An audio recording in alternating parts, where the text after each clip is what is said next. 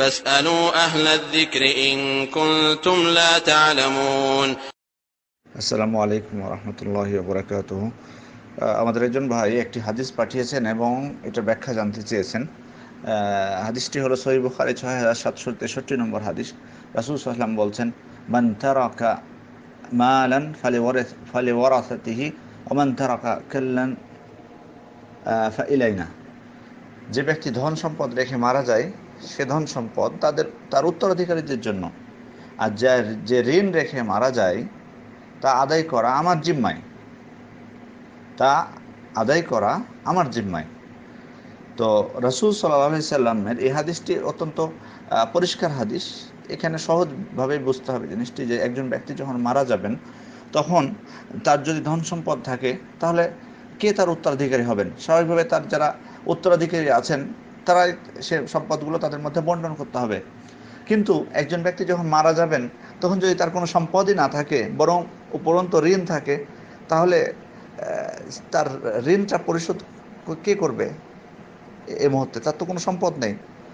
তাই রাসূল সাল্লাম বলেছেন যে ব্যক্তি এই অবস্থায় মারা যাবে যে তার কিছুই থাকবে না, বরং তার সে ঋণগ্রস্ত অবস্থায় মারা যাবে, যে সে ঋণটা আদায় করা বা পরিশোধ করার দায়িত্বটা হচ্ছে আমার।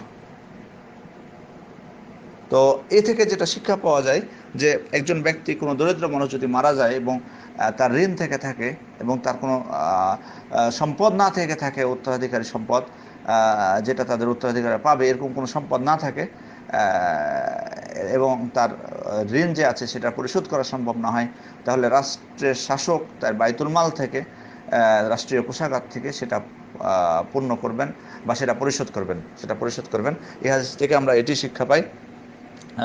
অতএব হাদিসের ব্যাখ্যাটা আশা করি যে আপনাদের কাছে স্পষ্ট হয়েছে যে ব্যক্তির সম্পদ থাকবে সে সম্পদ তো তাহলে তো তিনি মারা গেলে তার যারা উত্তরাধিকারী তারা তো পেয়ে গেলেন। আর যে ব্যক্তির কোনো সম্পদ থাকবে না, নিঃস্ব ব্যক্তি, বরং তিনি মারা যাচ্ছেন এমন অবস্থায় যে তার ঋণ রয়েছে, এই অবস্থায় তার ঋণটা পরিশোধ করবে কোত্থেকে? তার তো কোনো সম্পদ নেই। তখন আল্লাহ রাসূল বলছেন যে আমার দায়িত্ব হলো এই ঋণটা পরিশোধ করা। তো যাই হোক, কারণ রাসূল সাল্লাল্লাহু আলাইহি ওয়াসাল্লাম ছিলেন মুমিনদের প্রতি অত্যন্ত করুণাশীল, এটা তো আমরা জানি। মহান আল্লাহ তাআলা পবিত্র কোরআনের সূরা তাওবার মধ্যে বলছেন 128 নম্বর আয়াত, লাকাদ জাআকুম রাসূলুম মিন আনফুসিকুম আজিজুন আলাইহি মা আনিতুম হারিসুন আলাইকুম বিল মুমিনিনা রাউফুর রহিম। অবশ্যই তোমাদের নিকট তোমাদের মধ্য থেকে একজন রাসূল এসেছেন, তোমাদের যে দুঃখ কষ্ট হয়ে থাকে তা তার জন্য বড়ই বেদনাদায়ক।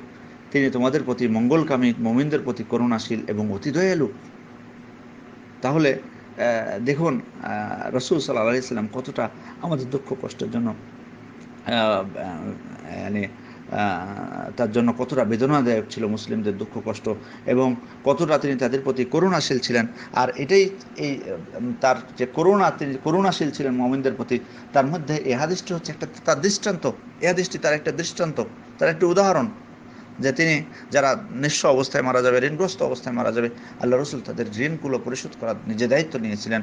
আল্লাহ তাআলা আমাদেরকে হেফাজত করুন। আসসালামু আলাইকুম ওয়া রাহমাতুল্লাহি ওয়া বারাকাতুহু।